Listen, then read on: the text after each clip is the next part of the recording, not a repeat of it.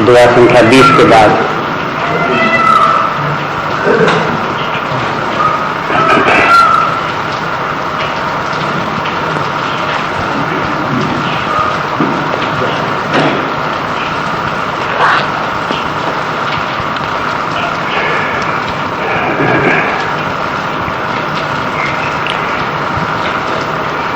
संजत सरस नाम अरुणामी प्रीति परस पर प्रभु अनुगामी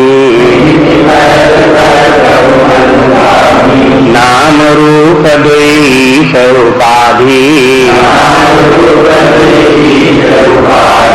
अकथयना दुष्सामुज साधी तो बड़ छोट कहत अपराधु सुनि गुण भेद समझिए साधु देखिए रूप नाम आधीना रूप ज्ञान नहीं नाम विहीना रूप विशेष नाम बिनु जाने कर तल गत न करहि पहचाने सुमरिय नाम रूप बिनु देखे आवत हृदय स्नेह विशेखे नाम रूप गति अकथ कहानी समुझत सुखद न करत बखानी अगुन सगुन बिच नाम सुसाकी भय प्रबोधक चतुर दुभाकी राम नाम मन दीप धरु जीह दे हरि द्वार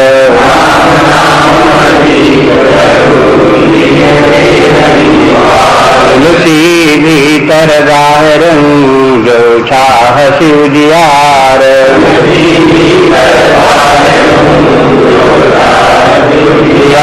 सियावर रामचंद्र की जय हनुमान की जय हरि संतन की जय।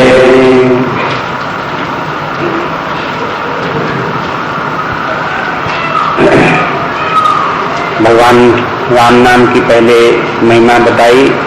देवताओं में, मनुष्यों में, स्त्रियों में, सभी में राम नाम की महिमा वर्णन की और उसके बाद राम नाम का दोनों अक्षरों का जो अर्थ है, उन दोनों का जैसा संबंध है, उनका भी तात्पर्य बताया, वो भी समझा दिया। अब यहाँ से एक और प्रसंग नाम के संबंध में है। वो नाम किसी न किसी नामी का होता है।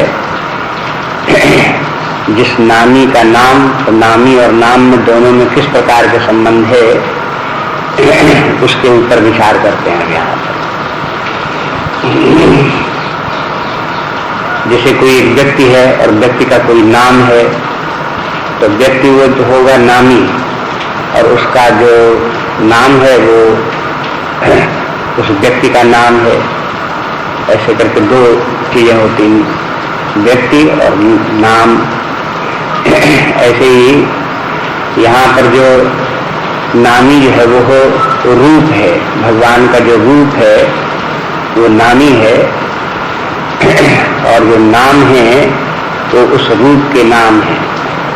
नाम और रूप का संबंध है, रूप और नाम। जैसे व्यक्ति तो अनेक हैं, लेकिन व्यक्तियों के अलग अलग रूप हैं, और जितने रूप के व्यक्ति हैं उतने ही उनके नाम भी हैं। तो रूप भिन्न होने के कारण नाम भी भिन्न हुआ करता है। इसलिए नाम और रूप ये जो दो हैं शब्द, ये विशेष ध्यान देने के हैं, समझने के हैं। वेदांत में भी इनका बड़ा विचार किया गया है। नाम और रूप का। तुलसीदास जी भी यहाँ संकेत करते हैं थोड़ा, ये नाम रूप क्या है। ये परमात्मा तो परमात्मा है, परमात्मा का एक रूप है, परमात्मा का एक नाम है। परमात्मा का दूसरा रूप है तो दूसरा नाम है, परमात्मा का तीसरा रूप है तो परमात्मा का तीसरा नाम भी है। परमात्मा के अनेक रूप हैं तो परमात्मा के अनेक नाम भी हैं, लेकिन परमात्मा वही एक है। वही एक परमात्मा, उसके नाम रूप दो उपाधियां हैं। उपाधि, जैसे किसी ने स्कूल कॉलेज में पढ़ा तो उपाधि प्राप्त कर गई, किसी नौकरी मिली तो किसी पोस्ट पर पहुंचा तो उसको उपाधि प्राप्त हो गई। ऐसे ये है, दोनों ही उपाधियां हैं भगवान की। भगवान तो परमात्मा है, लेकिन उसका एक रूप है तो वो उसकी उपाधि है। उस परमात्मा का उस रूप के अनुसार ही उसका एक नाम हुआ तो वो उसकी उपाधि हुई। इसको ध्यान में रख करके कहते हैं कि अब देखिए कि समुझत सदृश नाम और नामी, समझने में तो दोनों एक से दिखाई देते हैं, नाम और नामी, नाम और रूप दोनों एक समान दिखाई देते हैं। और प्रीति परस्पर प्रभु अनुगामी, और दोनों में आपस में प्रेम भी है। जहाँ रूप तहाँ नाम, जहाँ नाम तहाँ रूप, इस प्रकार से है। लेकिन दोनों का संबंध ऐसे है जैसे प्रभु और अनुगामी।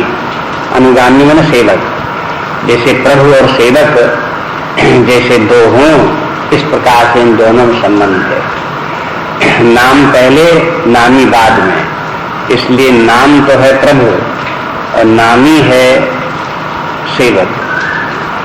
अब देखो यहाँ पर वैसे तो ये लगता है जो व्यक्ति विशेष होता है वो प्रधान होता है, नाम उसी का बाद में रख लिया जाता है, नाम उतना प्रधान नहीं होता। लेकिन यहाँ उल्टी स्थिति है, नाम प्रधान है, रूप उसके अधीन है। प्रधानता नाम की, रूप की उतनी प्रधानता नहीं है जितनी की नाम की प्रधानता है। जब रूप और नाम दो वस्तुएं होती हैं तो उनमें रूप तो पीछे, नाम पहले। अब इस बात को समझाने के लिए आगे कहते हैं कि देखो समझत सरिस, समझने में तो नाम और रूप दोनों एक समान लगते हैं, जैसे नाम तैसे रूप, जैसे रूप तैसे नाम, लेकिन ऐसा है नहीं। दोनों का संबंध स्वामी सेवक जैसा संबंध है। माने स्वामी के आदेश से सेवक जैसे काम करता है, ऐसे नाम के आदेश से नामी काम करता है। अथवा स्वामी के बुलाने से जैसे सेवक आता है, ऐसे नाम के बुलाने से नामी रूपधारी परमात्मा उसी रूप में आता है। ये संबंध बताने के लिए विशेष रूप से तात्पर्य कहने का तुलसीदास जी का ये है कि जैसे भगवान का नाम जपेंगे तो नाम जपते जपते भगवान का रूप भी हृदय में आ जाएगा। पहले नाम लो और नाम जपते जपते जपते जपते भगवान का हृदय में रूप भी आएगा। कभी कभी लोग कहते हैं कि हम अपने हृदय में भगवान का नाम राम का स्मरण करते हैं तो भगवान का रूप हृदय में दिखाई नहीं देता, नहीं दिखाई देता, इस प्रकार की शिकायत करते हैं। तब उनको, उनके लिए ये है कि पहले नाम जपें, तो नाम जपते जपते जपते फिर एक स्थिति ऐसी आई जाएगी कि भगवान का रूप भी हृदय में दिखाई देने लगेगा, रूप हृदय में प्रकट हो जाएगा। इसलिए नाम तो हो गया स्वामी और नाम के जपते जपते रूप भी आ जाता है। नाम का जप किया जाता है जैसे अरणि मंथन हो, पहले धारावत हो। जैसे लकड़ी से आग अगर पैदा की जाए तो लकड़ी को रगड़ना पड़ता है।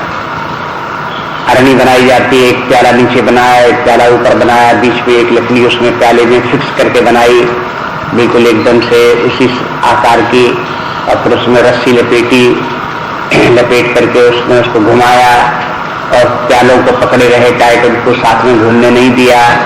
तो प्यालों में लकड़ी रगड़ते रगड़ते फिर उसमें ताप उत्पन्न होता है और अग्नि उत्पन्न हो जाती है, फिर उसमें धुआं भी आने लगता है या चिंगारी निकल आती है।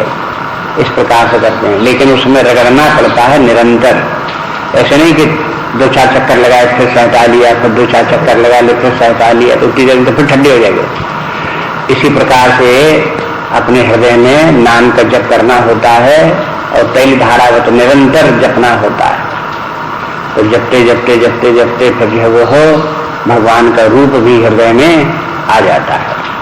नाम जप करने से अपना चित्त मन बुद्धि जगत की तरफ से हट जाते हैं और परमात्मा की तरफ अभिमुख हो जाते हैं और हृदय में परमात्मा का रूप प्रकट हो जाता है। ये उसका विधान है। इसी को ध्यान भी कहते हैं या मानसिक जप भी कहते हैं। तो मानसिक जप आगे चल करके ध्यान का रूप धारण कर लेता है। तो ये बात को ध्यान में रखें। तो नाम जपें, नाम जपते जपते अंततः परमात्मा का रूप भी हृदय में आ जाएगा। तब दोनों का संबंध क्या हुआ कि नाम तो हुआ प्रधान और नाम के जपने से रूप आ गया, तो रूप नाम के अधीन हो गया। इसलिए कहते हैं कि नाम रूप दो ईश उपाधि। ये नाम और रूप दोनों ही ईश्वर की दो उपाधियां हैं। यहाँ ईश शब्द प्रयोग किया, ब्रह्म नहीं किया। कहते हैं ये ईश्वर की दो उपाधियां हैं। नाम और रूपधारी जो है उसका नाम है ईश्वर, और जब नाम और रूप रहित है, जिसके साथ नाम रूप की उपाधि नहीं है, वो है ब्रह्म। ब्रह्म की कोई उपाधि नहीं, न उसका कोई रूप न उसका कोई नाम। लेकिन नाम रूप की उपाधि धारण की तो वो हो गया ईश्वर। और ये नाम रूप दोनों माया का रूप है, माया का रूप। ये समस्त जगत ही नाम रूपात्मक है। तो जगत कैसा है? प्राकृत है, माया में है। तो नाम रूपात्मक सारा जगत है। ईश्वर ने भी, परमात्मा ने भी नाम रूप धारण किया तो वह सगुण रूप हो गया, माया की उपाधि को धारण करने वाला हो गया। नाम रूप माया हो गई और नाम रूपात्मक माया की उपाधि को धारण करने वाला जो ईश्वर है तो फिर ईश्वर कहलाए। ईश्वर में स्वामी, परमात्मा सारी जगत का स्वामी है, माया का स्वामी है। माया की उपाधि को धारण करके वो ईश्वर कहलाता है। ये बातें प्रसंगानुकूल जहाँ आती हैं वहीं पर इनको समझ लेना चाहिए कि जीव और ईश्वर का संबंध किस प्रकार का है, ईश्वर का अंश जीव क्यों है। ये बात धीरे धीरे स्पष्ट होती चली जाती है। ये देखते हैं कि ब्रह्म तो अखंड एक रस है, उसका कोई विभाजन नहीं हो सकता, अंश संबंध उसमें कुछ हो ही नहीं सकते। लेकिन ईश्वर जो है वो हो माया की उपाधि को धारण किए हुए, नाम रूप की उपाधि उसके साथ में है, माया की उपाधि है। तो वो माया में विभाजन हो सकता है, माया के अंश हो सकते हैं। तो जीव जो है वो भी अपने असली रूप में ब्रह्म ही है, लेकिन अंश की उपाधि धारण करने से वो जीव है और समस्त की उपाधि धारण करने से वो ईश्वर है। तो माया जो समस्त रूप है उसे माया कहते हैं, माया की उपाधि को धारण करने वाला ईश्वर है। माया के एक अंश की उपाधि को धारण करने वाला जीव है। और ये जो एक अंश है उसके साथ एक समस्या और भी है। वो समस्या ये है अविद्या की। वो जीव जो है अपने आप को शरीर मात्र, मन बुद्धि मात्र, एक थोड़ी सी जो अपना व्यक्तित्व है उतना मात्र ही अपने आप को समझता है। ये उसकी अविद्या है। अपने आत्मा स्वरूप को नहीं स्मरण कर पाता, नहीं जान पाता, ये उसकी अविद्या है। ये अविद्या के कारण से जीव है। जीव की हीनता अविद्या के कारण से है, ईश्वर की महानता ज्ञान के कारण से है। ईश्वर का लक्षण जो है फिर ईश्वर सर्वज्ञ है, जीव अल्पज्ञ है। ईश्वर सर्वशक्तिमान है, जीव अल्प शक्तिमान है। ईश्वर सर्वांतर्यामी है, जीव केवल अपने शरीर के भीतर ही अंतर्यामी है, सर्वतंत्रयामी नहीं। केवल अपने शरीर को ही धारण करने वाला जीव है। इसलिए ईश्वर में और जीव में इस प्रकार से अंतर है। एक समष्टि रूप है, दूसरा व्यष्टि रूप है। और ये दोनों में उपाधियों का अंतर है। उधर माया समष्टि रूप है और इधर जीव की जो उपाधि है शरीर प्राण मन बुद्धि और अविद्या, ये व्यष्टि रूप हैं, अल्प रूप हैं। इसलिए इन उपाधियों के अंतर के कारण से जीव और ईश्वर का अंतर है। इसको बराबर ध्यान रखना चाहिए, बार बार बात आती रहती है, इसको समझ लेना चाहिए। देखो, एक दरबार लगा है राजा का, सिंहासन के ऊपर बैठा हुआ एक राजा है, और उसके दरबार के बाहर दरवाजे के ऊपर एक द्वारपाल खड़ा है, एक लाठी डंडा लिए हुए, द्वारपाल का वेश बनाए हुए द्वारपाल खड़ा हुआ है। राजा अंदर बैठा हुआ है सिंहासन पर, राज सिंहासन पर, राजदंड लिए और मुकुट धारण किए और आभूषण इत्यादि धारण किए, राजा वहां पर बैठा हुआ है। ये जिस समय दरबार चल रहा है तब तो एक राजा है, दूसरा द्वारपाल है, लेकिन दरबार समाप्त हो गया, राजा और द्वारपाल दोनों ही वहां से हट गए, चले गए। और संडे के दिन ये शिकार खेलने गए, तब दोनों साथ गए। वहां पर वन में जहां गए, वहां पर राजा के साथ न मुकुट था, न उसके साथ में और कोई सामान इस प्रकार का राज्य का चिन्ह था, और न द्वारपाल के साथ में द्वारपाल का चिन्ह था। ये सब इनके दोनों हटा दिए। वन में किसी व्यक्ति ने इन दोनों को देखा तो देखा कि दो आदमी आए हैं। वहां देखता तो क्या दिखाई देता है कि वन में दो आदमी आए हैं। वो जो व्यक्ति देखने वाला है उसके लिए न कोई राजा है और न कोई द्वारपाल है। इसका क्या कारण है कि इस समय राजा की उपाधि, न राजा की उपाधि उसके साथ में है, न द्वारपाल की उपाधि उसके साथ में। जब दोनों उपाधियां हट गई तो दोनों में एक समानता हो गई। दो मनुष्य हैं, द्वारपाल भी एक मनुष्य है, राजा भी एक मनुष्य है, मनुष्य मनुष्य की समानता हो गई। जो अंतर था दोनों में, वह अंतर उनकी उपाधि का अंतर था। इस प्रकार से ही देखें, ईश्वर और जीव ये मूल में ब्रह्म तत्व है, लेकिन समस्त माया की उपाधि धारण की, जैसे मन एक राजा हो उस प्रकार से तो ईश्वर हो गया, और उसका उसने दृष्टि की उपाधि धारण की तो मानो वो फिर द्वारपाल की तरह से सेवक हो गया, उस ईश्वर का सेवक। जीव स्वामी है, जीव उसका सेवक है। इस प्रकार का संबंध हो गया। तो ये संबंध जो है ये है, इनको जीव की स्थिति क्या है, ईश्वर की स्थिति क्या है, और परमात्मा जो ब्रह्म है उसकी स्थिति क्या है, ये समझना चाहिए। जीव यदि अपनी उपाधि को न छोड़ दे तो क्या है, जीव ब्रह्म है। ईश्वर अपनी उपाधि को छोड़ दे तो क्या है, ब्रह्म है। और वो दोनों ब्रह्मों में क्या दो ब्रह्म अलग अलग हैं? ब्रह्म अगर अखंड है तो दोनों ब्रह्म का क्या हुआ?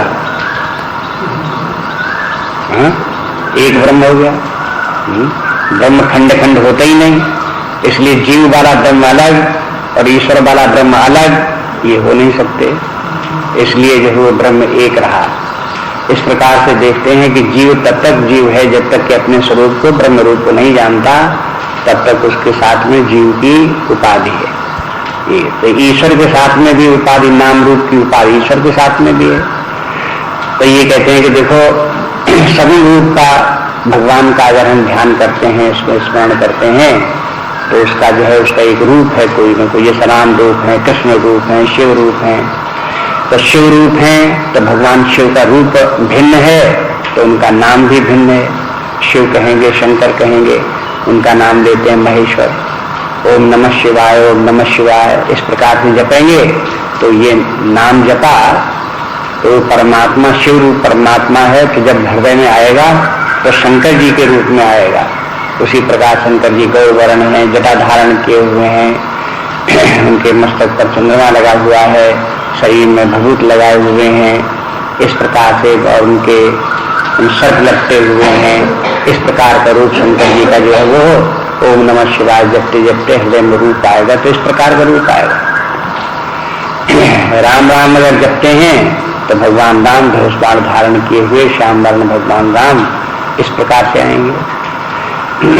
अगर श्याम श्याम जपते हैं, कृष्ण कृष्ण जपते हैं, ओम नमो भगवते वासुदेवाय जपते हैं तो फिर भगवान कृष्ण का रूप आता है सामने। तो भगवान कृष्ण मुरली मनोहर धारण किए हुए श्याम वर्ण रूप, उस प्रकार का रूप हृदय में आएगा।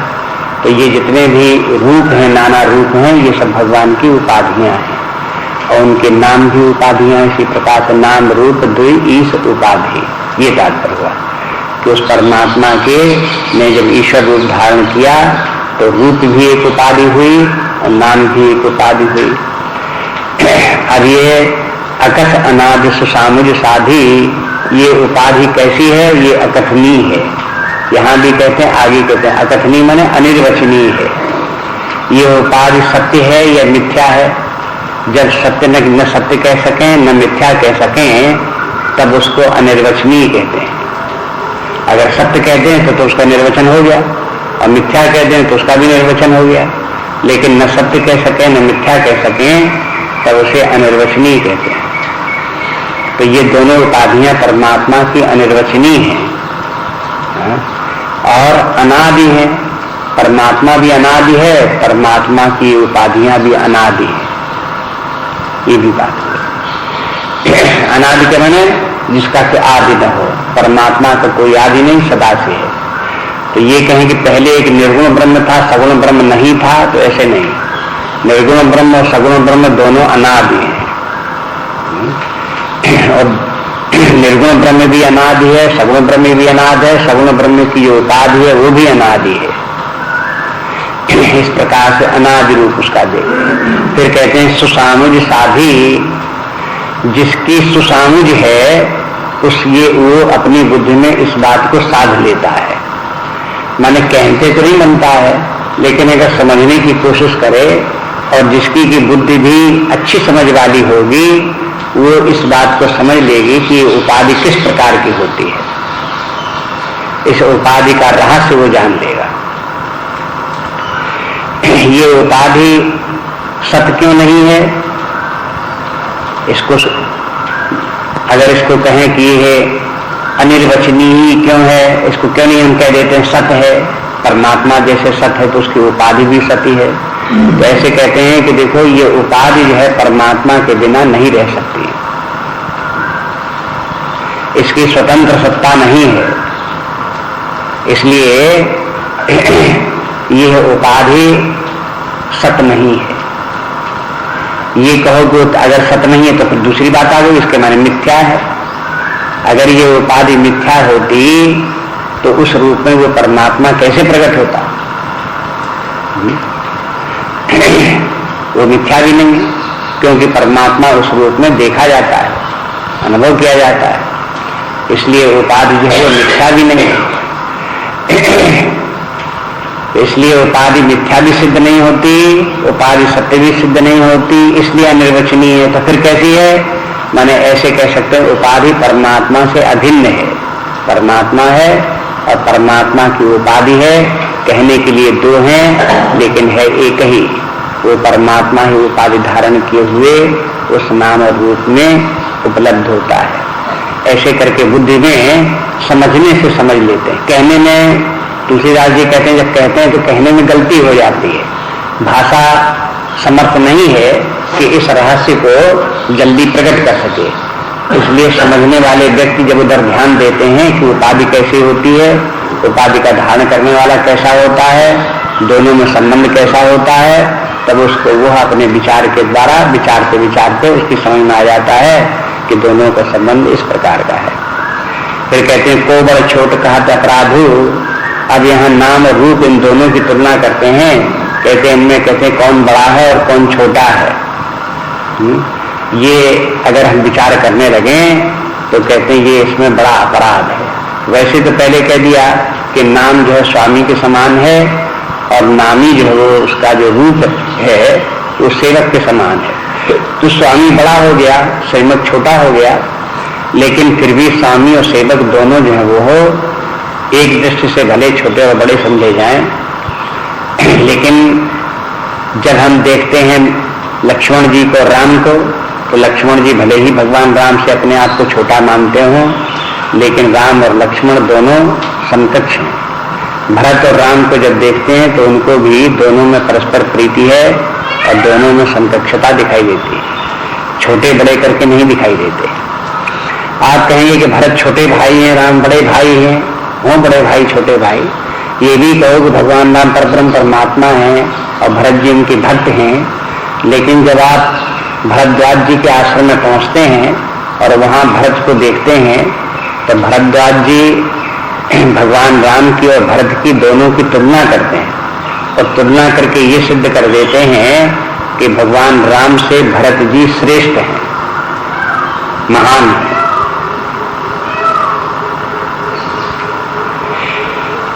कैसे श्रेष्ठ हैं वो तो बड़ा सुंदर वर्णन महा तुलसीदास जी ने किया है, लेकिन ये कहते हैं कि देखो हमारे भरद्वाज जी कहते हैं कि हमारे पूर्व जन्मों के अनेक पुण्य थे, उनके पुण्य के फलस्वरूप भगवान श्री राम जी के दर्शन हुए। तो पुण्यों से का फलस्वरूप भगवान राम तो महान हो गए, लेकिन भगवान राम के दर्शन का फल ये हुआ कि भरत जी के दर्शन हुए। अगर भगवान राम के दर्शन न होते तो भरत कैसे आते वहां पर? तो भगवान राम के दर्शन के फलस्वरूप फिर भगवान भरत जी आए, उनके दर्शन हुए। और भी कई युक्तियां उन्होंने दी हैं, उससे ये बताया कि देखो भगवान राम वन में जाते हैं तो उनके पैरों में कंकड़ लगते हैं, कांटे लगते हैं, धूप लगती है, वर्षा लगती है, वो सब सहन करना पड़ता है। लेकिन भरत जी जब जाते हैं भगवान राम के पास तब पैरों में जो जितनी भूमि है वो सब कोमल हो जाती है, उनके एक कंकड़ नहीं लगता, एक कांटा नहीं लगता। धूप निकलती है तो मेघ आ जाते हैं और छाया कर लेते हैं, छाया में भरत जी जाते हैं, धूप में नहीं जाते हैं। अब बताओ कि भगवान राम बड़े हैं कि भरत जी बड़े हैं? तो इसलिए देखते हैं कि यह नाम रूप में दोनों में भले ही स्वामी सेवक का संबंध हो, लेकिन स्वामी से भी सेवक बड़ा है। ये भक्ति के क्षेत्र में, भक्ति के साम्राज्य की लीला अद्भुत है। यहाँ पर ये कहें कि हम भगवान के सेवक ही बने रहेंगे क्या? अरे सेवक नहीं बने रहेंगे, अगर भगवान के वास्तविक में सेवक हों, भक्त हों, तो भगवान तो भक्तों के बस में होते आए। भगवान के अधीन, भगवान के बस में सारा संसार है, लेकिन वो भगवान भी भक्तों के हाथ में है, मुट्ठी में उनको। भगवान जो है भक्त के बस में है। तो इसलिए देखते हैं कि कोई भक्त या जो है उनका सेवक भी भगवान से कम नहीं। इसलिए ऊपर कहने से उस बात के से पूरा नहीं पड़ेगा। प्रभु और अनुगामी, नाम और नामी एक स्वामी और सेवक की तरह से हैं और सेवक को छोटा मान लिया। तो अब यहाँ कहते देखो छोटा होता कुछ नहीं, कौन छोटा कौन बड़ा ये बात कहना मुश्किल है। को बड़ा छोट कहते अपराधु, माने कहते कि ये छोटा ये बड़ा तो ये तो अपराध हो जाए, माने गलती हो जाए। और सुनि गुण भेद समझिए साधु। अब हम आगे उनके दोनों के गुण वर्णन करते हैं कि किसकी क्या महिमा है, वो सुनाते हैं। तो सुन करके बाद में स्वयं आप अपने अपने मन से निर्णय कर लेना कि कौन बड़ा है कौन छोटा है। जो आपको अच्छा लगे, ये बड़ा है ये छोटा, जिसको कहते बने तो अपने समझ लेना, कह लेना। सुनि गुण भेद, उनके दोनों का जो भेद समझिए साधु। साधु के माने सज्जन पुरुष, या साधु के माने जो काम को साधने वाला साधु, जो दूसरे के बिगड़े काम को बना दे सो तो साधु, और जो किसी के बने हुए काम को बिगाड़ दे सो असाधु। इसलिए जो तुलसीदास जी कहते हैं कि हमसे बात नहीं बन रही है, वो बात आप स्वयं ही संभाल लोगे, अपने आप बना लोगे उस बात को, और समझ लोगे कि कौन बड़ा है कौन छोटा है। देखिए ही रूप नाम अधीना। तुलसीदास जी कहते हैं हम तो ये देखते हैं कि रूप जो है नाम के अधीन है। जैसे स्वामी के अधीन सेवक है, इसी तरह से नाम के अधीन रूप है। क्यों कहते हैं रूप ज्ञान नहीं नाम विहीना? क्योंकि रूप का ज्ञान बिना नाम के नहीं हो पाता। इसलिए रूप जो है नाम के अधीन हुआ।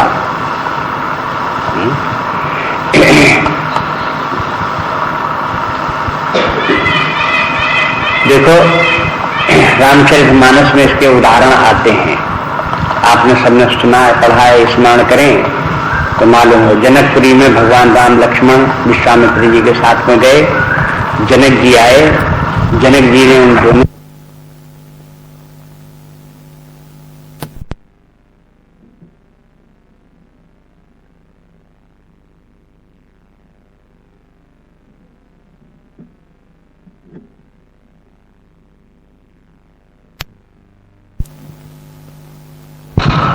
रूप तो दिखाई दिया लेकिन पहचान नहीं पाए कि ये कौन है, उनको पूछना पड़ा।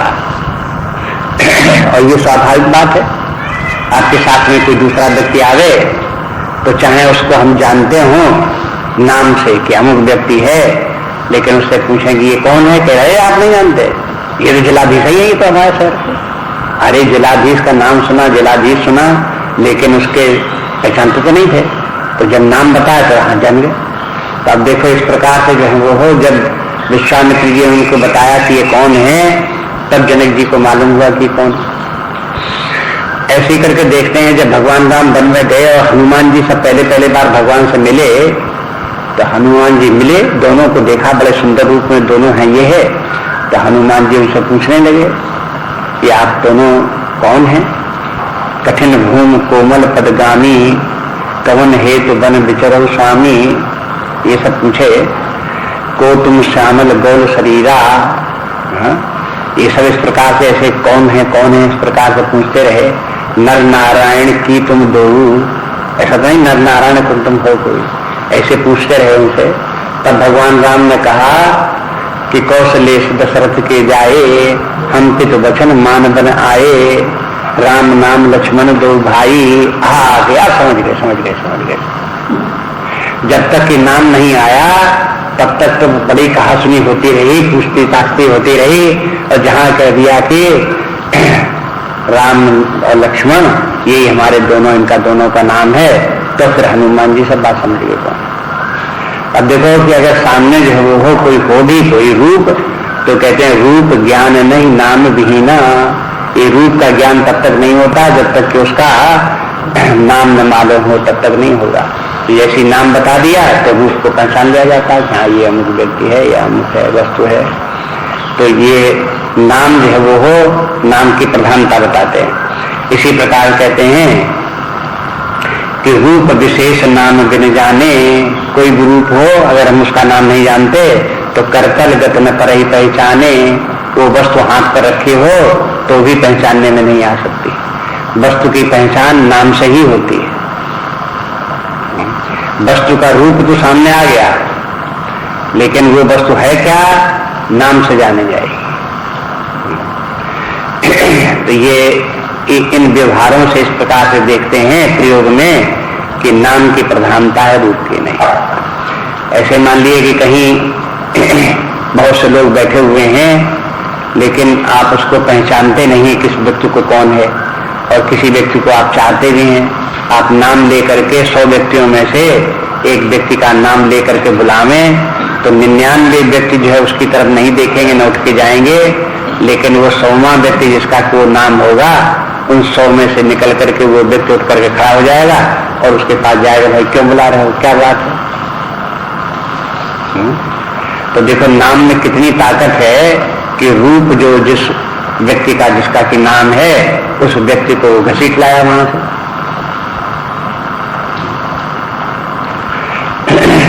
तो ये कहते हैं कि रूप जो है वो नाम के अधीन है, रूप की नाम की ज्यादा महिमा है। इसी कहते हैं सुमरी नाम रूप बिन देखे। ऐसे कहते हैं कि अगर रूप न भी दिखाई दे तुम्हें कोई का, जैसे मतलब अंधेरे में कोई व्यक्ति हो तो आप उसको नाम लेकर के बुलाओ, तो अगर वहां वो होगा तो बोलेगा और आ जाएगा, नहीं दिखाई देता तो भी। तो कहते हैं कि सुमरी नाम रूप बिन देखे, बिना रूप देखे हुए भी नाम का स्मरण करिए। आवत हृदय स्नेह विशेखे। ऐसे ही भगवान जो है, भगवान तो सबके हृदय में बात करते ही हैं, न होने की कोई सवाल ही नहीं है। वो तो सबके घट घट वासी हैं, सबके हृदय में है। अगर नाम लें तो नाम लेने से अपने हृदय में भगवान उसी रूप में जैसा नाम होगा वैसा ही रूप धारण करके हृदय में आ जाएंगे। ये नियम है। इसलिए नाम का जप इसलिए करते हैं जिससे कि अगर चाहते हैं कि भगवान आवे हमारे हृदय में और उनका हमें दर्शन प्राप्त हो, उनकी प्राप्ति हो, तो फिर नाम जपना होगा। सुमरिय नाम रूप बिनु देखे, पहले तो रूप नहीं भगवान का दिखाई देता है, पहले तो नाम ही है। नाम का सहारा लो, अपने मन में नाम जपते रहो। भगवान का राम राम जपना है, राम नाम जपो तो भगवान राम का रूप हृदय में आ भी जाएगा। आवत हृदय स्नेह विशेखे, कहते हैं कि देखो रूप में और नाम में बड़ा प्रेम है। जैसे कि ऊपर पहले ही बताया कि प्रीति परस्पर, माने प्रीति परस्पर में किसमें प्रेम है? नाम और रूप में परस्पर प्रेम है। इसलिए जब नाम जपोगे तो नाम तो आ गया, नाम जपने से नाम उच्चारण होने लगा मन में, तो नाम अकेला आ गया तो अकेला नाम थोड़े रहेगा, पर उसके साथ साथ वो रूप जो है वो भी हृदय में आएगा। उदाहरण के रूप में जैसे कि मान लो कि किसी वस्तु का रूप और नाम दोनों आप जानते हो। अगर हमने कहा पुष्प, तो पुष्प तो एक नाम है किसी वस्तु का। अब देखो अपने मन में पुष्प का रूप आया कि नहीं आया? पुष्प का रूप आ गया। बोला घट, हाँ, तो अब घट का रूप आ गया मन में। हाँ? फिर कहा चंद्र, चंद्रमा, तो देखो मन में चंद्रमा का रूप आ गया। तो देखो जैसे ही नाम लेते हैं उसी प्रकार से मन में वही रूप आ जाता है। तो क्यों आ जाता है? हाँ? क्योंकि नाम और रूप में परस्पर प्रीति है। तो जैसे ही नाम का स्मरण किया, दूसरा व्यक्ति नाम न ले, अपने आप को ही नाम लेकर के देखो किसी वस्तु का, जिसका नाम लोगे उसका रूप हृदय में आ जाए। तो इसके माने नाम और रूप दोनों में परस्पर प्रीति है। तो कहते हैं कि सुमरिय नाम रूप बिनु देखे, आवत हृदय स्नेह विशेखे, प्रीति के कारण से आ जाते हैं। नाम रूप गति अकथ कहानी, कहते हैं नाम रूप को समझना बड़ा मुश्किल है, अकथनीय है। जैसे ऊपर कहा था पहले, यहाँ पे कहते हैं नाम रूप द्विगी सोपाधि अकथ, तैसे यहाँ कहते हैं नाम रूप गति अकथ, नाम रूप की गति भी अकथ है। माने इन दोनों का संबंध क्यों है? नाम और रूप का साथ साथ, ये साथ साथ क्यों चलते हैं? याद ये कहना, कहते अकथनीय है कहानी, ये अकथ कहानी है। समुझत सुखद, अगर समझ में आ जाएगा तो सुख लगता है, बड़ा अच्छा लगता है, आपको लगेगा अगर समझ में आ जाए।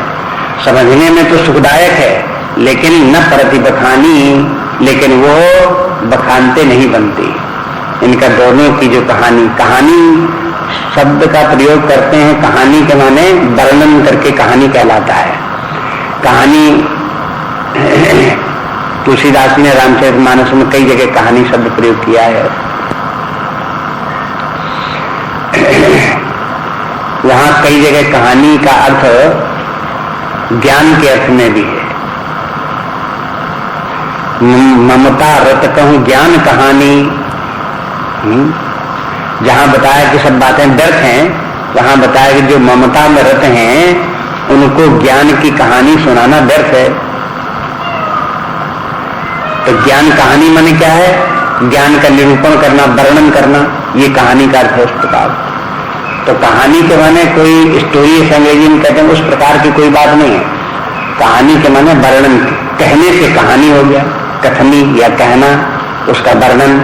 तो कहते हैं कि नाम रूप अकथनीय है और उसका कहना अकथनीय है, लेकिन उसका कहना भी समझ में आ जाए किसी व्यक्ति को तो सुखदायक है। समझने में तो आसान है, समझे ध्यान दे तो अपने आप उनका रहस्य समझ में आने लगेगा, लेकिन शब्दों के द्वारा उसका वर्णन करें तो मुश्किल पड़ेगा। ये बात तुलसीदास ने कई जगह कही है कि शब्दों के द्वारा नहीं कह सकते, शब्दों के द्वारा नहीं कह सकते। तो ये बात सभी विद्वान लोग अनुभव करते हैं कि स्थूल जगत की बातों के लिए तो भाषा थोड़ा बहुत काम करती है, और जब सूक्ष्म जगत की बात आने लगती है तो वहां भाषा, केवल जो विद्वान लोग हैं भाषा के ऊपर बहुत अधिकार है, वे ही लोग उस भाषा का प्रयोग सूक्ष्म जगत की बातों का वर्णन करने में प्रयोग कर पाते हैं। लेकिन उससे भी सूक्ष्म जब और भी बातें सूक्ष्म आती हैं तो वहां पर भाषा स्वयं ही असमर्थ हो जाती है, उन बातों का वर्णन नहीं हो सकता। जैसे परमात्मा है, सूक्ष्माति सूक्ष्म परमात्मा है, वो भाषा से उसका वर्णन नहीं हो सकता, वाणी वहां तक नहीं जाती। इसलिए श्रुतियों ने स्वयं कह दिया, ये तो वाचा निवर्तनते अप्राप्त मनुषासा, जहां वाणी और मन जहां नहीं पहुंच पाते ऐसा परमात्मा है, तो वहां उसको शब्दों के द्वारा उसका निरूपण करना मुश्किल है। वहां संकेत मात्र करते हैं या विरोधी शब्दों के द्वारा उसका वर्णन करते हैं। वो परमात्मा दूर भी है, निकट भी है, ऐसे करके बोलेंगे। परमात्मा के न मन है, न बुद्धि है, न इंद्रियां हैं, लेकिन परमात्मा के सहस्र इंद्रियां हैं, सहस्र सिर हैं, सहस्र नेत्र हैं, ऐसे ही बोलेंगे। परमात्मा की एक भी आंख नहीं है, लेकिन परमात्मा की 1000 आंखें हैं। तब ये उल्टी उल्टी बातें इस प्रकार से बोल करके तो उस परमात्मा की तरफ संकेत करते हैं कि परमात्मा कैसा है। तो ये भाषा को एक विशेष प्रकार से प्रयोग करना पड़ता है, क्योंकि उसका वर्णन नहीं हो सकता। वैसे यहाँ भी कहते हैं कि अगर हम इन सब बातों को विचार करें, नाम और नामी का, और किस प्रकार से भगवान का नाम जपने से भगवान हृदय में कैसे आ जाते हैं और उसका फल कैसे प्राप्त होता है, ये नाम जप का क्या प्रभाव है, क्या इसका कोई कहे कि नाम जपने से क्या हो जाएगा, कैसे वो प्राप्त हो जाएगा, कौन सी क्या चीज मिल जाएगी, इसका क्या रहस्य है, तो कभी बताने से नहीं बताने में आता। लेकिन आप करके देखो, समझने की कोशिश करो, तो आपको समझ में आ जाएगा कि भगवान का नाम जपते जपते भगवान का रूप भी आ जाएगा, भगवान भी आ जाएंगे, और जो भगवान से चाहते हैं वो भी प्राप्त होगा। भगवान की कृपा से लौकिक पारलौकिक जो भी कामनाएं होंगी वो भी पूरी होंगी। इसलिए नाम को साधारण बात न समझें। नाम जब कोई एक साधारण साधना नहीं है, ये एक संपूर्ण साधना है और प्रबल साधना है। इसलिए इस नाम जप को इस प्रकार से करना चाहिए। इनका कहने के तुलसीदास जी का नाम रूप गत अकत कहानी, समझत सुखद न करते बखानी, अगुण सगुण बिच नाम सुसाखी। अब कहते हैं कि देखो ये है नाम का प्रयोग तो दोनों के लिए होता है, निर्गुण ब्रह्म के लिए और सगुण ब्रह्म के लिए भी। यद्यपि सगुण ब्रह्म का रूप है और रूप का नाम होता है, उसके साथ तो संबंध है ही है, लेकिन नाम जो है वो हो परमात्मा का नाम निर्गुण ब्रह्म का भी वाचक होता है और सगुण ब्रह्म का भी वाचक होता है, दोनों का होता है। जैसे ओंकार है, ये ओम के माने क्या है, ओम के माने निर्गुण ब्रह्म भी है और नाम रूपात्मक जगत धारण किए हुए विराट रूप जो जगत जो परमात्मा ईश्वर है उसके लिए भी ओम बोलते हैं। ईश्वर भी ओम है और ब्रह्म भी ओम है, दोनों का ही वाचक ओम है। ऐसा नहीं कि ओम ब्रह्म ही हो, ओम ईश्वर न हो, ऐसा नहीं है। ऐसा भी नहीं कि ओम ईश्वर मात्र हो, ब्रह्म न हो, सभी नहीं है। यानी निर्गुण और सगुण दोनों को ही ओम कहते हैं। ऐसे राम शब्द जो है वो हो निर्गुण के लिए भी बोला जाता है, सगुण के लिए भी बोला जाता है। सगुण रूप राम जो है वो महाराज दशरथ के जो पुत्र हुए वो सगुण राम हो, और जो सर्वत्र व्याप्त है, जो समस्त योगियों के हृदय में विचरण कर रहा है, जो सर्वव्यापी है, सर्वाधार है, समस्त जगत का आधार है, सबका प्रकाशक है, ऐसा जो है वो भी राम है। तो राम जो हो सगुण और निर्गुण दोनों के लिए, अगुण सगुण बिच नाम सुसाखी, नाम जो है एक अच्छा साक्षी है दोनों के बीच में, दोनों का तालमेल भी बैठालता है। एक बात और भी, वैसे तो सगुण निर्गुण की दोनों की बात आई, लेकिन उभय प्रबोधक चतुर्दुभाषी, ये कविता में कहने का तरीका ये है कि उभय प्रबोधक दोनों का बोध कराने वाला है नाम, और चतुर्दुभाषी एक बहुत चतुर दुभाषिया की तरह से है। जैसे दो भाषाएं वाले बोलने वाले कोई व्यक्ति हों और एक दूसरे की भाषा न समझते हों, तो एक इंटरप्रेटर हो, बीच में हो कोई दुभाषिया हो, तो वो एक की बात को दूसरे को बोल देगा, दूसरी की बात को दूसरे को बता देगा। तो ऐसे नाम जो है वो हो, अगर हमारा नाम के द्वारा संबंध हो गया सगुण से, तो फिर वही नाम हमको सगुण के बजाय निर्गुण से भी संबंध करा देगा। निर्गुण और सगुण में हमारे आपस में तालमेल न बैठ रहा हो तो वो नाम दोनों में निर्गुण और सगुण में तालमेल बैठा देगा, एक दूसरे से परिचय करा देगा। ये तो काव्यात्मक भाषा हुई। अब साधना की दृष्टि से देखिए, विचार करिए तो देखेंगे पहले तो आप नाम जप करो, नाम जप करो, जोर से करो, चाहे गले में करो, लेकिन फिर बाद में मन में नाम का जप करो। नाम का जप करने से क्या होगा, मानो राम राम जपते हैं तो फिर भगवान राम का रूप हृदय में आ जाता है। भगवान राम जो वो हो धनुष्माल धारण किए हुए, वैजयंती माला धारण किए हुए, श्याम वर्ण शरीर उनका, पीताम्बर पहने हुए, इस प्रकार से भगवान का रूप हृदय में आ गया। अब क्या होता है कि यह सगुण रूप जो है भगवान का, राम का जो रूप है, ये व्यक्ति को पहुंचा देता है निर्गुण ब्रह्म तक। ये भी होता है जैसे नाम पहले अकेला नाम आया और फिर उस नाम के साथ में भगवान का रूप आ गया, ऐसे ही नाम और रूप इन दोनों का नाम जपते रहे, रूप का स्मरण करते रहे, तो फिर निर्गुण ब्रह्म भी हृदय में प्रकट हो जाता है। अब वो कैसे होता है प्रकट, गुरुदेव जैसे बताते रहे उसी प्रक्रिया से समझ लो। एक युक्ति बताते हैं, कहते हैं देखो जैसे जब ध्यान करते हैं या नाम जप करते हैं तो भगवान राम तो मान लो हृदय में आ गए और उनको भगवान के स्तुति भी गाने लगे, नाम जप कर रहे हैं, वंदना कर रहे हैं, हृदय में भगवान आ गए। लेकिन देखते हैं कि भगवान राम हृदय में ज्यादा देर ठहरते नहीं है, थोड़ी देर दिखाई दिए और लुप्त हो गए। तो व्यक्ति व्याकुल होता है, कहता है कि देखो जरा देर के लिए दिखाई दिए फिर गायब हो गए, फिर स्मरण करता है तो फिर आ जाते हैं, फिर थोड़ी देर दिखाई देते हैं, फिर थोड़ी देर में कहीं इधर उधर चित्त इधर उधर होता है, फिर लुप्त हो जाते हैं, फिर प्रकट होते हैं। तो दशरथ में ये होता है कि भगवान राम तो परमात्मा तो नित्य है, ऐसा नहीं है कि वो हो बनता है और बिगड़ता है, ये बात नहीं होती कि हृदय में कभी भगवान बन जाता है और कभी भगवान बिगड़ जाता है, ऐसा नहीं होता। ये तो नहीं कह सकते, भगवान तो नित्य हैं। तो फिर क्या होता है फिर हृदय में, बस इतना होता है भगवान प्रकट होते हैं और अप्रकट होते हैं, ऐसे कह सकते हैं। जैसे कोई पर्दे के बाहर से कोई निकल आए या पर्दे के पीछे चला गया, ऐसे होता है। तो ऐसे हृदय में भगवान आते हैं तो प्रकट होते हैं, नहीं हृदय में दिखाई देते हैं तो अप्रकट हो गए। तो जिस समय अप्रकट हो गए उस समय भगवान है या नहीं है? अरे भाई प्रकट ही तो नहीं है उस रूप में, लेकिन है तो जरूर, ये तो नहीं कह सकते कि उनकी आवश्यकता नहीं है। तो अब ये जो सगुण रूप भगवान का रूप है वो अप्रकट इसलिए हो जाता है जिससे कि भगवान के अप्रकट रूप को भी हम पहचान सकें।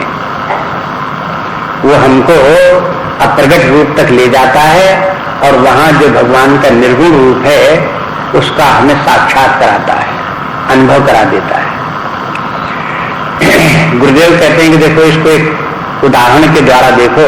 कभी आपने देखा होगा घरों में कहीं चिड़िया घोंसला रखने ऊपर पर ऊंची जगह पर घोंसला रखने, वहां अंडा रखने, उसमें बच्चे निकले उसमें घोंसले में। तो पहले तो बच्चे निकलेंगे, उनके तो पंखे होंगे नहीं, चिड़िया ला ला करके वहीं आकर के दाना उनको चुनाएगी, कुछ न कुछ कीड़े वीड़े चुनाती रहेगी। 10-15 दिन में, महीने भर में देखेंगे कि उसके जो है वो पंखे निकल आए। जब चिड़िया आएगी दाना लेकर के तो वो बच्चा जो है ऊपर से दौड़ मुंह खोल करके दाना लेने के लिए भूख के कारण से बढ़ेगा और अपने पंख भी फड़फड़ाएगा, ये करने लगे। तो चिड़िया देख लेती, समझ जाती कि अब इसके पंख निकल आए हैं और अब ये उड़ने लायक भी हो गया है, लेकिन उड़ता नहीं है, वहीं बैठे बैठे पंख फड़फड़ा रहा है।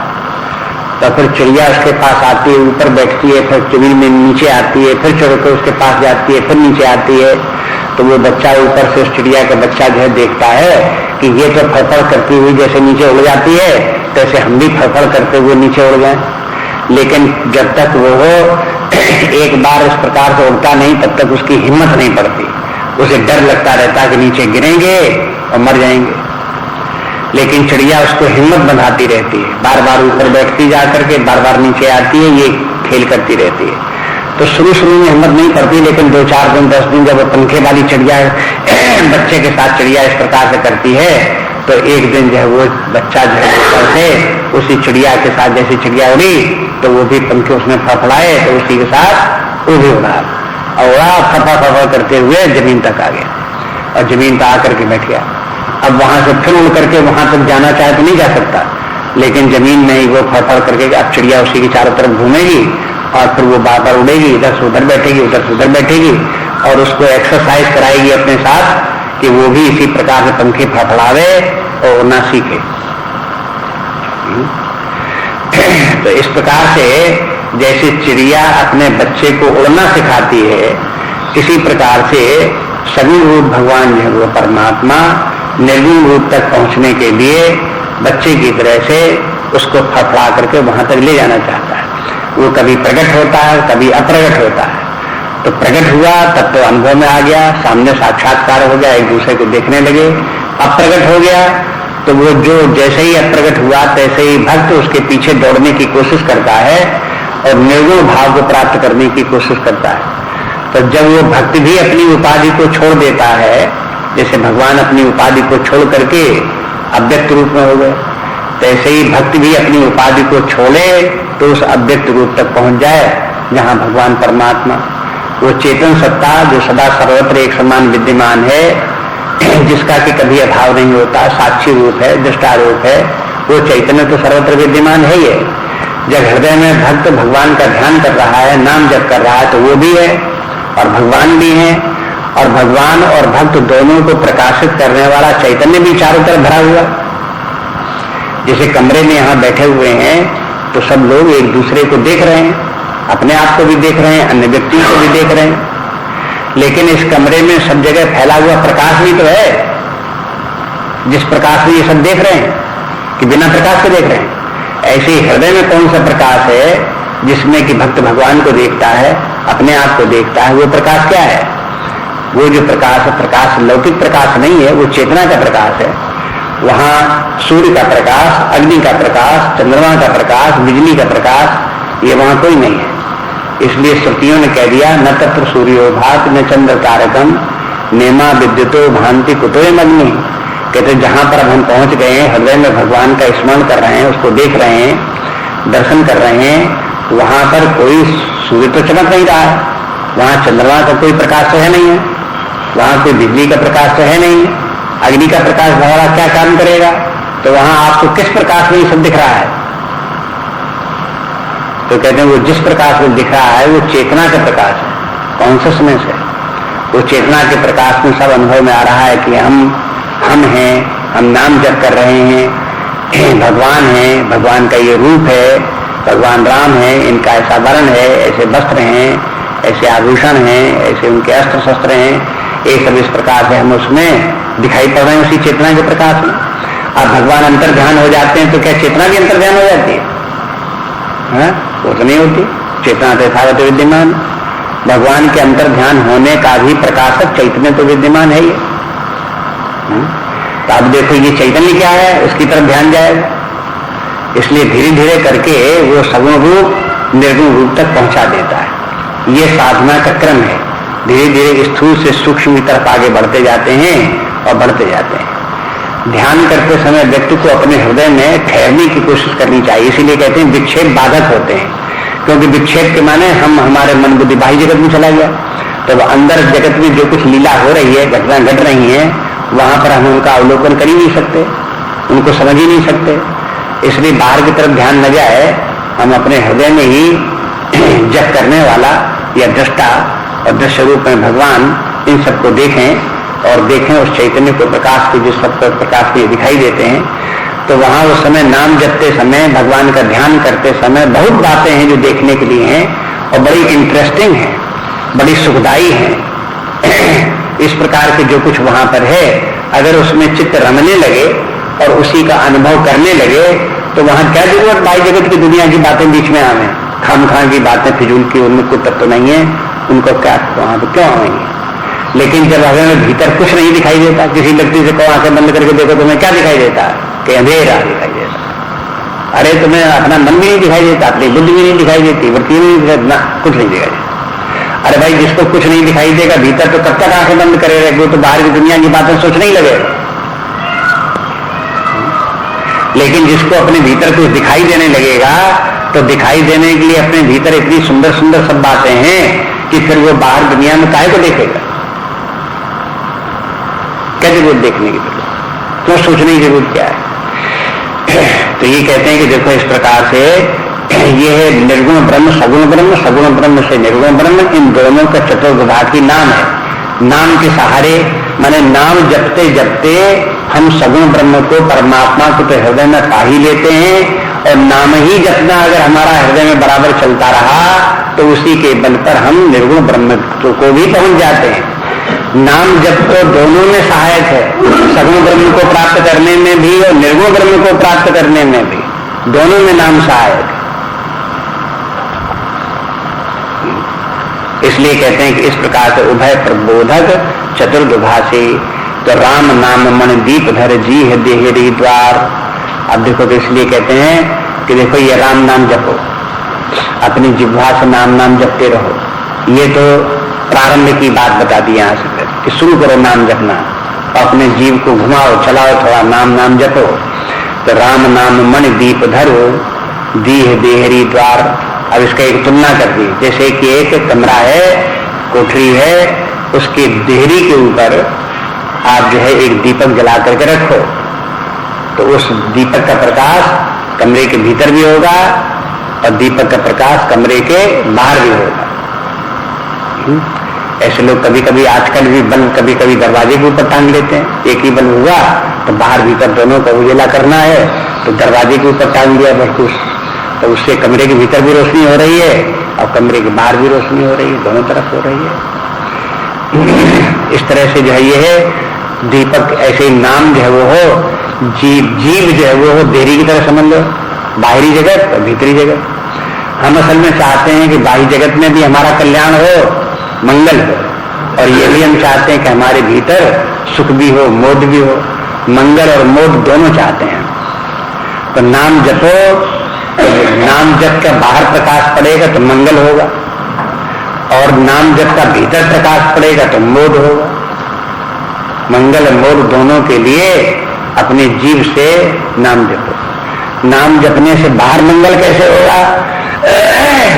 उसका प्रभाव ये पड़ेगा कि लोग जो हैं परिस्थितियां अनुकूल बनेंगी, व्यक्ति अनुकूल बनेंगे, बहुत भले लोगों से साथ होगा, सत्संग होगा, ये सब प्राप्त होने लगेगा। कोई करके देख ले, नाम जप करे तो बाहर की अनुकूल परिस्थितियां व्यक्ति की धीरे धीरे बनने लगेंगी।